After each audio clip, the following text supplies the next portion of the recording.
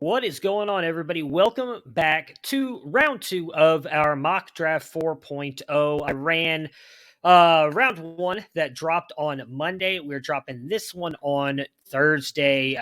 We are going to be going through the entire second round of mock draft 4.0. Again, this is just rookies. Excited to give you guys this second round. A lot of this based on ADP, who I would pick around these parts. So let's jump in and give you guys round two.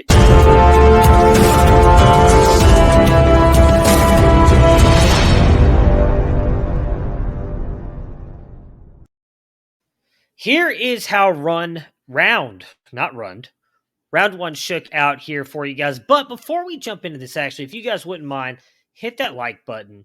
Comment below at the end of this draft. Tell me who you guys liked, didn't like. You guys did such a great job on that in the first video. I enjoy interacting with all you. Do it again. And if you guys could subscribe to the channel, it would mean a lot to us. We're continually trying to grow our YouTube presence here at Campus 2 Canton.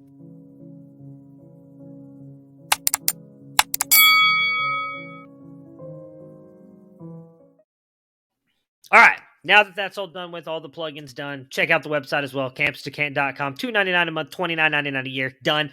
Let's jump into it. As you guys can see here, this is a recap of the first round. Really the only two players a lot of people talked a lot about was Jerome Ford at 1.9 and obviously Tyler Batty at 112. Batty has really jumped up after a great Senior Bowl week. Again, I probably wouldn't take him there, but as we discussed a lot, this is a single QB draft. A lot of people do tend to value running backs in drafts like this because they want to get that next best thing. And it's a very volatile position. I mean, one injury and all of a sudden Tyler Batty could become a star for you on your fantasy rosters. We saw it with Khalil Herbert for a couple weeks last year, right?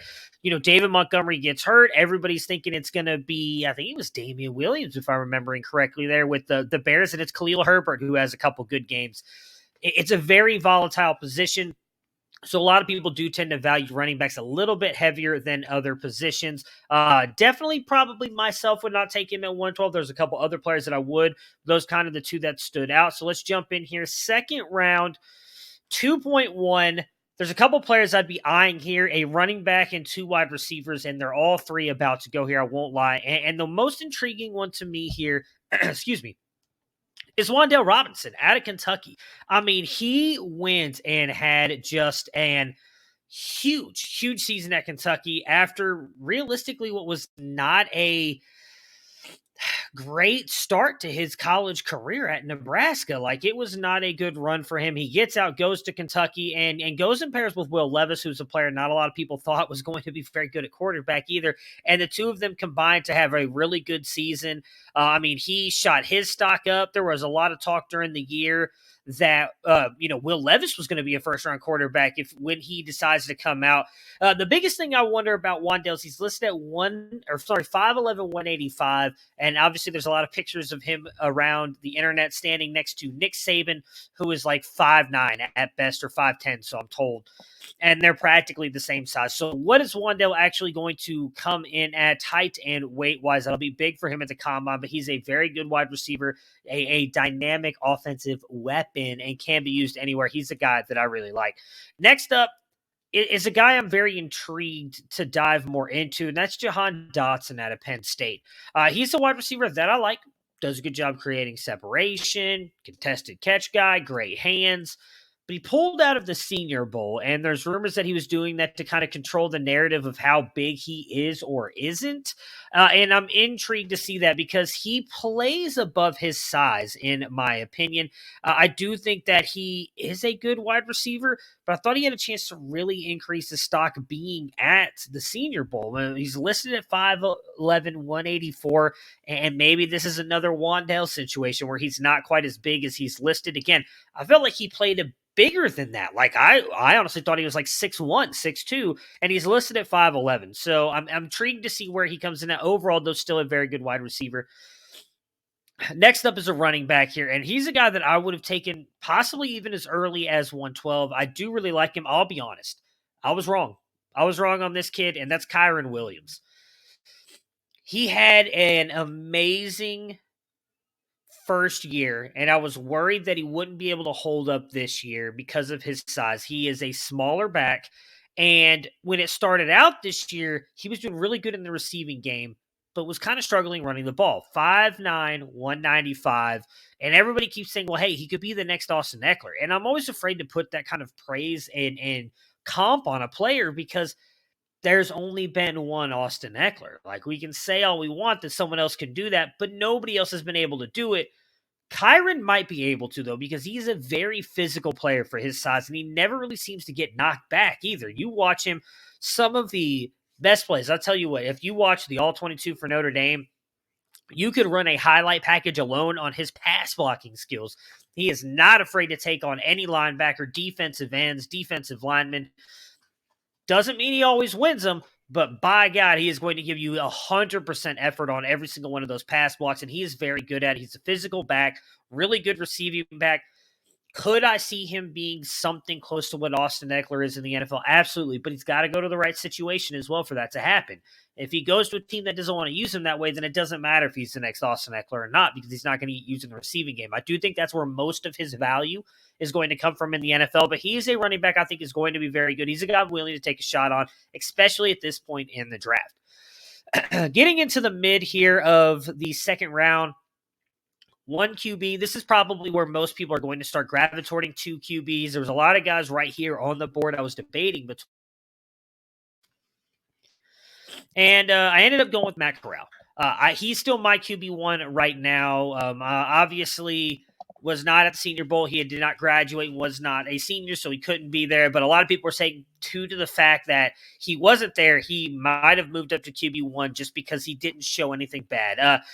Bad news is he's not listed very big, and he plays very physical, especially when he's running the ball, which is one of the best parts of his game. He's listed at 205.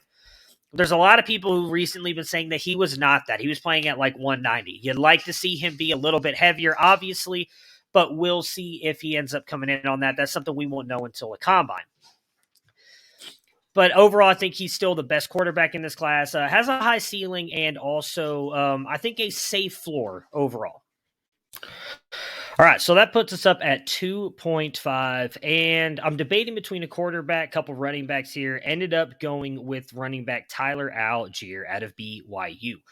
He's reported to be able to run like a 4.3, low 4.4. We'll see if that actually happens at the combine. If it does, he can do everything. Receiving back, runner, very aggressive runner, very violent runner at times, got a little bit of shiftiness as well. Tyler Algier is a very, very good running back, and if he can really run as fast as he says he can, where he's been hand-timed at, he will likely get very good draft capital. I think it's going to be a very good NFL running back as well. Probably will shoot up draft boards. Definitely will not be a second-round pick, or at least probably in the 2.1-2.2 range if he does run that fast at the combine, which brings us to another receiving back that I like, and that is Rachaad White out of Arizona State, coming here in at 2.6.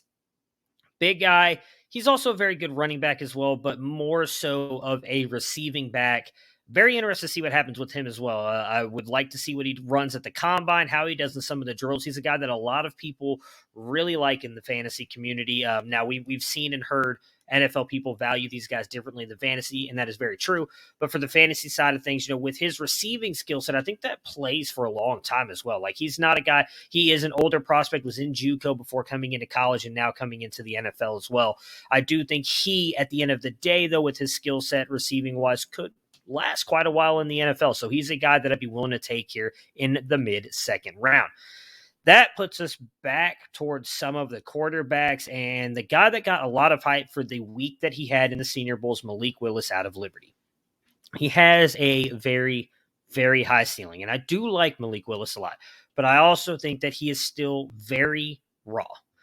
There's a lot that he needs to do and learn to become a good NFL quarterback, and I do think that can happen. We've seen a lot of these quarterbacks come into the NFL, not just Lamar and Josh Allen. I know a lot of people only throw those two out, but those are two of probably the biggest examples, and I do think that's also the way that the NFL has changed. We have not seen in the past quarterbacks like this work in the NFL. And I think a lot of that is because NFL teams seemed hesitant to build around these players and build around their skill sets, where we've seen more and more now in the past NFL teams bringing in college concepts and working them into their play designs to help out these quarterbacks. Malik Willis has a very high ceiling. Could easily be the best quarterback in this class. For me, it's really him and Matt Corral I could see ever producing top 12 fantasy numbers. I don't know that any of these guys get to that top 5 range, top 6, 7, but I do think Matt Corral and Malik Willis could be those two that are in that 10 to 12 range at quarterback, but he's going to need time to develop. I don't think he starts year one. There's obviously a lot of love from Pittsburgh, it seems like, on Malik Willis, and I do think that'd be a good landing spot for him. Being a Cleveland Browns fan, I'll be 100% honest with you. I hate everything Pittsburgh, but the one thing I've always said about Pittsburgh, they run a very classy organization. They're typically very good at finding players and developing them, and Mike Tomlin is one of the best coaches in the NFL. If they decide Malik Willis is their guy, they get him, whether it's a trade up or he somehow falls to them at their draft spot, I do think that he'll be developed correctly and be a good quarterback. We probably won't see him this year. It'll be Mason Rudolph or Dwayne Haskins.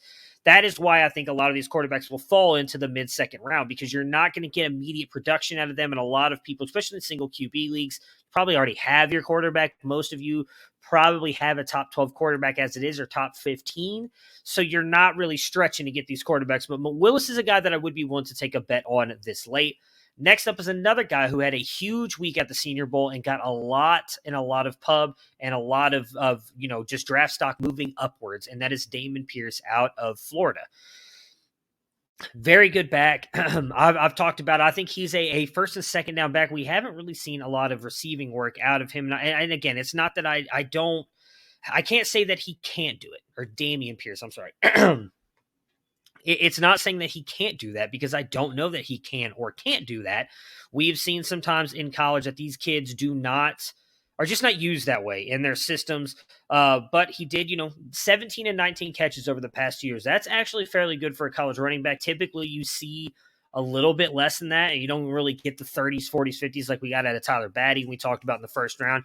But we did see a little bit more receiving work out of him this year. So he's a guy that I expect to continue to rise, especially if he goes to the combine and does very well again there. He's another guy, much like Tyler Algier, I think could be toward the top of the second round.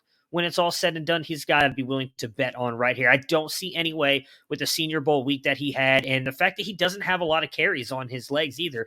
Altogether, he has 329 attempts, which is how many some guys have in like a year in college. Florida just didn't use him that way. For what reason, we still don't know.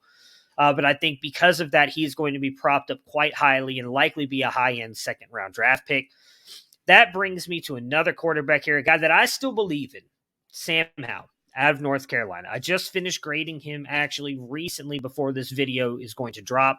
And he came in with, I believe, now I'm going to mess this up and I'm not going to remember off the top of my head, but I'm almost positive it is like a 71 point something, which, you know what, we're just going to do this live. I will pull it up. He came in as a 76 final score for me, which is a tier 2 grade. Not bad. I do think that he has got a lot of upside, but he's never really also kind of gotten better, which worries me a little bit. He came out, had that amazing freshman season, and then never really improved after that. That's a little concerning. We expected him to take that step forward. Now, I'm not comparing him to this player because I don't necessarily love this quarterback, but it reminds me a lot of Keaton Slovis. You know, at USC, he had that amazing freshman season. We were like, oh man, Keaton Slovis is going to be the next best thing. And then he never took that step forward. Now, Keaton took steps back. Sam Howell, I don't think, has really ever taken that full step back. He's taken half a step back last year, and I think some of it's because he lost so many offensive players around him. But he never took that real big step forward that we were hoping he was going to take after seeing him his freshman season. He does a lot. Good arm. He's accurate. Some of the pocket stuff worries me. I feel like he tries to do a little bit too much. Overall, I do think, depending on where he's drafted as well, because that is the one position, draft capital, to me, and landing spot matters more than any other position. There's only one quarterback can play at a time. Running backs, we've seen a lot of teams going to 2 running back sets. Wide receivers, sometimes you got 3 or 4 out there.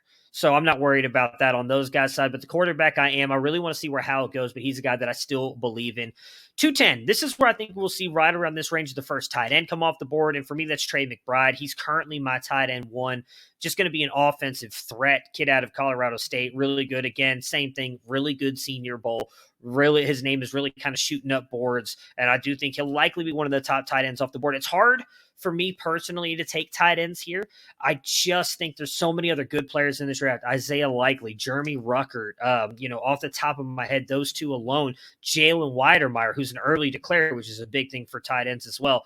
All three of those guys you can likely get in the third round. So at this point, I probably would pass if it was me on taking a tight end here, because I can get one of those guys later. And while they may not be the offensive weapon that McBride is, I think all of them will be able to produce and possibly be even better in the NFL, especially Ruckert, who I think is a really good blocker. And we have not seen his offensive stuff as much because Ohio State never used their tight ends. But if you go look at what he's done, he's made some amazing catches because he does have really good hands. 211, another Senior Bowl standout, Jalen Tolbert out of South Alabama. This kid was yoked from everything. I will shout this out. You guys definitely should check it out. Jordan Richards put out a vlog video on their YouTube channel at Destination Devy. Ray Garvin was there. You guys know he's a guy that I really respect. Was there talking to a lot of players, and they were talking about how big Jalen Tolbert was. That, like, the tight ends came out, and then wide receivers came out, and they thought he was a tight end with just how yoked he was. Jalen Tolbert has got all of the stats as well to back up him being a good wide receiver. Was apparently very good at senior in Mobile, Alabama for the Senior Bowl as well. He's a guy I think is likely going to go around this range, and a guy that I'd be willing to bet on. And last but not least, at 212, and this is a guy that I've been big on. I've been talking about him for the past month now. Mentioned him first on Devy Debate about how good he was for one season. So a lot of people are not going to like this pick. I know Garrett Price over Dynasty Nerds is starting to come around on this guy as well. Abram Smith, running back out of Baylor. And I'm taking running backs in this range again. We talked about at the beginning of this show.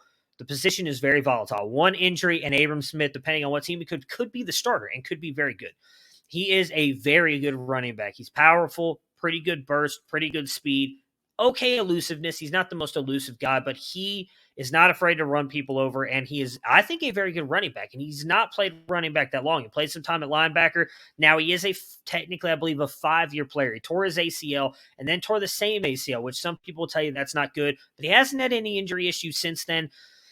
You know, for me, the age thing doesn't matter, especially when it comes to running back, because I only want him for his rookie contract anyway. So if he gets day 2 draft capital and I'm going to get him for 4 years, I'm good with that. I don't care if he doesn't do anything after that, because that's all I want is that 4 years out of him, or 5 years, but I don't think he'll be a first-round pick, so it's going to be 4 years if he goes in the second or third round. Very good running back. I guarantee you more and more people are going to be talking about this kid the closer and closer we get to the NFL draft.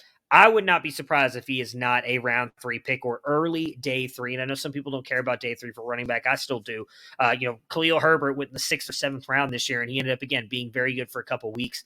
Abram Smith's a guy I'm willing to bet on, so that's why I'm putting him here at 212, because I want people to start talking more about him. He's a very good running back. That will do it for us today. Thank you guys so much for checking out the video again. Drop in the comments who you guys don't like in this mock draft. Apologies for earlier in the video. Had some technical difficulties, so you may see a weird shift around the Matt Corral mark. But anyways, enjoy the rest of your guys' day. Let me again know what you guys liked about this draft, and we'll be back again on Monday with another